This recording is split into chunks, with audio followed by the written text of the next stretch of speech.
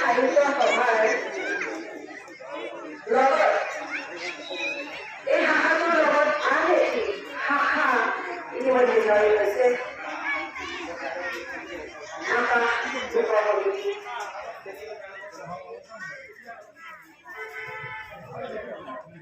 নগাঁও সাহিত্য সভাৰ আজি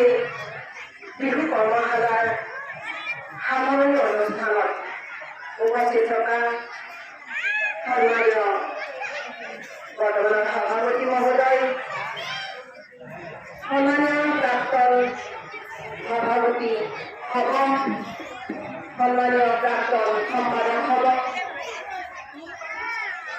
শ্ৰদ্ধাৰ আমাৰ কামৰূপ জিলাৰ সাংগঠনিক সম্পাদক মহোদয়, আমাৰ পঞ্চায়তৰ বাইদেউ, নৱনীতা বাইদেউ, আমাৰ মাজত উপস্থিত থকা নিমন্ত্ৰিত অতিথিবৃন্দ, আজিৰ সভাত উপস্থিত থকা এই বিহু কৰ্মশালাটি সুন্দৰভাৱে পৰিচালিত কৰা আমাৰ শ্ৰদ্ধাৰ আৰু মৰমৰ সমল ব্যক্তিসকল, সমন্বিতে আমাৰ আকাশৰ বেনাৰৰ তললৈ অহা শ্ৰদ্ধাৰ আৰু অতি মৰমৰ আমাৰ আকাশৰ সদস্যবৃন্দ, এই বিহু কৰ্মশালাটি আমি ভবাতকৈ বহুত বেছি সফল ৰূপত ৰূপায়িত হোৱাৰ লগত পৰোক্ষভাৱে অপূৰ্ব সৃষ্টিৰ সঁহাৰি জনোৱা আমাৰ শ্ৰদ্ধাৰ অতি শ্ৰদ্ধাৰ অভিভাৱক অভিভাৱিকাসকল, লগতে এই কৰ্মশালাটি সাফল্যমণ্ডিত কৰি তুলিবলৈ আগ্ৰহেৰে আমাৰ বাপতি সাহোন বিহুতি আৰু এই বিহুটিৰ লগত জড়িত হুঁচৰি আৰু নৃত্য এক সুশৃংখল ৰূপত গ্ৰহণ কৰিবলৈ আজি মঞ্চৰ বিহুৰ নীতি নিয়মখিনি গ্ৰহণ কৰিবলৈ শিকিবলৈ আগ্ৰহেৰে ওলাই অহা মোৰ অতি মৰমৰ প্ৰতিভাসকল, লগতে শ্ৰদ্ধাভাজন কৰ্মশালাৰ প্ৰতি আগ্ৰহী থকা কৰ্মশালাত এক মান্যতা প্ৰদান কৰা, শোভাবৰ্ধন কৰা শ্ৰদ্ধাৰ ৰাইজ, আটাইকে মই প্ৰথমতেই আন্তৰিক ধন্যবাদ আৰু কৃতজ্ঞতা জনাইছো। সকলোৱে ইতিমধ্যে গম পাইছে যে বেনাৰত গম পাইছে আকাশ বুলি কিবা এটা সংগঠন নতুনকৈ গঢ় লৈ উঠিছে। মই অকণমান কৈ দিছো, আকাশ হৈছে নগাঁও সাহিত্য সভাৰ ভাতৃ সংগঠন আকাশ উপসমিতি। এই উপসমিতি গঠনৰ ইতিমধ্যে অসমৰ বিভিন্ন ঠাইত আছে, কিন্তু আমাৰ ৰাণী সাহিত্য সভাত যিখন কামৰূপ জিলা দ্বিতীয় পৰিৱেশন ৰাণী সাহিত্য সভাৰ সৌজন্যত অলপতে হৈ গৈছে, ফেব্ৰুৱাৰী মাহৰ 4 তাৰিখ নেকি, 14 তাৰিখে হৈ গৈছে। তাত আমাৰ কামৰূপ জিলাৰ সন্মানীয় সম্পাদক ৰজনী হাজৰিকা আহিছিল আৰু আকাশৰ কামৰূপ জিলাৰ বিষয়ববীয়াসকল আহিছিল। তেখেতসকলে এটা প্ৰস্তাৱ দি পঠাইছিল আমাৰ যিসকল প্ৰতিনিধি তাত উপস্থিত হৈছিল সাহিত্য সভাৰ অধিৱেশনত, যে আকাশ বুলিও এখন উপসমিতি গঠন কৰিব পৰা যায়। সেই মৰ্মে আমাৰ নগাঁৱৰ বৰ্তমানৰ সম্পাদক মৰমৰ মৃত্যুমণি দাসে আহি কথাটো আমাক অৱগত কৰালে আৰু নগাঁও সাহিত্য সভাৰ জ্যেষ্ঠ কনিষ্ঠসকলৰ লগত আলোচনা কৰি আকাশ গঠনৰ প্ৰচেষ্টা চলালে। সেই কথাখিনি আমাৰ জনালে, যিহেতু আকাশ হয় মহিলাৰ সংগঠন। আমাৰ নগাঁৱত 28গৰাকী মহিলা আছিলে, তাৰে নিষ্ক্ৰিয় আছে কেইগৰাকীমান, বাকী সক্ৰিয়। আমাক আহ্বান জনোৱা হ'ল, আমি সভাত উপস্থিত হ'ব 24 ফেব্ৰুৱাৰী তাৰিখে। তাত কথাখিনি আমাক অৱগত কৰোৱা হ'ল।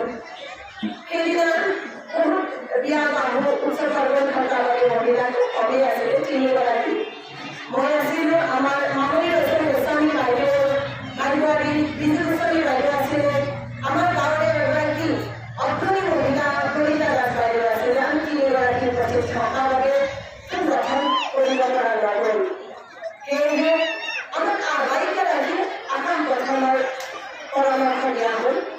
সেই হিচাপে আমি যি যেনেকৈ পাৰোঁ এই অঞ্চলৰ মহিলাক আমি খবৰ দিলোঁ আৰু বহু কেইগৰাকীক আমি 10 মাৰ্চত নবাংগৰ যি সভা দিছিলে আকাশ পথাৰত তাত পালোঁ আমি খুব ভাল লাগে সিদিনা আমাৰ কামৰূপ জিলাৰ আকাশ পথাৰৰ আগাৰিকা আৰু চৌধুৰী বাইদেউ আহিছিলে আকাশৰ বিষয়ে জানিবলৈ আহিছিলে ছয়গাঁৱৰ পৰা দুগৰাকী মহিলা আৰু সাংগঠনিক সম্পাদক আমাৰ জিলাৰ সাংগঠনিক সম্পাদক ডাঙৰীয়াও আছিলে সকলোকে উপস্থিতিত প্ৰায় 55-60গৰাকী ব্যক্তিৰ উপস্থিতিত সিদিনা আকাশ পথন পৰ্যায় 10 মাৰ্চত আকাশ পানীকে চোৱা আজিৰ তাৰিখত আকাশৰ অহু যোৱাই নাই মাত্ৰ 27 দিন আজিৰ তাৰিখত দিনজনী এনে জন্মৰ পৰা মাত্ৰ 27 দিন এই 27 দিনত আমি গৌৰৱেৰে ক'ব পাৰোঁ দুটাকৈ কাৰ্যসূচী হাতত ল'লোঁ দুটাই বৰ সফলভাৱে সামৰণি কৰিছে স্বাস্থ্য পৰীক্ষা শিবিৰ গ'ল আমাৰ 30 মাৰ্চত সেইটো সুন্দৰ সামৰণি আকৌ আমি এই 3, 4, 5 এপ্ৰিল তাৰিখে সিদ্ধান্ত অকণমান ততাতৈয়াকৈ ল'লোঁ লৈ আমি এতিয়া বিহুৰ আগত বনোৱা লাগে যিটো আমাৰ ল'ৰা ছোৱালীৰ বাহিৰত নাচিব বিচাৰিব বিহুৰ সময়ত বিভিন্ন অনুষ্ঠান হয় মঞ্চ পাব সেইবাবে আপোনাৰ খৰতকীয়াকৈ খবৰ কৰি নাচনী কেইজনীৰ পৰা আমি তাৰিখটো ল'লোঁ তাৰিখ ল'লোঁ হোলীৰ পিছদিনা পালোঁ আজৰি হৈ মোৰ হোলী তাৰিখে আমাৰ দুগৰাকী মুখ্য পৰীক্ষাৰ্থী তেখেতৰ পৰা তাৰিখকেইটা পাই আমি সিদ্ধান্ত লৈ জন নিৰ্মাণৰ আগেৰে আমি আগবাঢ়ি গ'লোঁ কোনে কেনেকৈ ফোন কৰি সামাজিক মাধ্যমসমূহে আমাক বহুত সহায় কৰিলে আজিৰ এই যুগত কৰ্মীষ্ট হোৱা সেই হিচাপে কৰ্মশালাও আৰম্ভ হ'ল মই সকলোকে এইবাবে আন্তৰিক ধন্যবাদ জনাইছোঁ যে আমি কৰ্মশালাত ইমান সঁহাৰি পাম বুলি কোনেও ভবা নাছিলোঁ 5 ফেব্ৰুৱাৰীত যেতিয়া মই কথাটো উলিয়াইছিলোঁ নগাঁও সাহিত্য সভাৰ মিটিঙত তাত মানে কথাটো লাহে অকণমান আছিলে মই কিন্তু বিচাৰি আছিলোঁ মই জানো বৈহাগৰ ৰাইজৰ কলা সাহিত্য সংস্কৃতিৰ প্ৰতি থকা আগ্ৰহ সেই হিচাপে যে অপূৰ্ণ সঁহাৰি এই কৰ্মশালাত আপোনালোকৰ পৰা পালোঁ মই চিৰকৃতজ্ঞ হৈ গৈছোঁ আপোনালোকৰ ওচৰত এই সঁহাৰি আজিয়েই নহয় আমাক আৰু লাগিব আমাৰ প্ৰথম হ'বলৈ 35 বছৰৰ পৰা ঊৰ্ধৰ যিমানখিনি মহিলা শাখাত থাকে সেইখিনিক সামৰি লোৱা হয় সেই হিচাপে আমাৰ কাৰ্যকৰী সভাপতি এগৰাকী বালিকা এজনী 2জনী বা 3জনী আকৌ বাকী যিমান মহিলা থাকে আকাশৰ শাখাত সেই গোটেইখিনি সদস্য হিচাপে থাকে আমি আকৌ এটা গঠন কৰিব অকণমান এটা সাহস পাইছোঁ আপোনালোকৰ সহযোগিতা দেখি 18 পৰা 35 বছৰৰ মাজৰ যিখিনি ডেকা গাভৰু মহিলা আছে সেই সকলক সামৰি ৰামধেনু বুলি এটা সংগঠন আমি গঠন কৰিবলৈ গৈ আছোঁ মই আহ্বান জনাইছোঁ আপোনালোকে আমাক সঁহাৰি যোগাব সেই ৰামধেনুৱে নিজে একো কৰিব নালাগে আমি থাকিম আগত আমি পৰিচালনা কৰিম মাত্ৰ এটাই উদ্দেশ্য নৱপ্ৰজন্মক আগুৱাই নিয়া আৰু মহিলাসকলক সবলীকৰণ কৰা যোগাত্মক দিশত আমি সবলীকৰণৰ কথা ভাবিছোঁ কিমান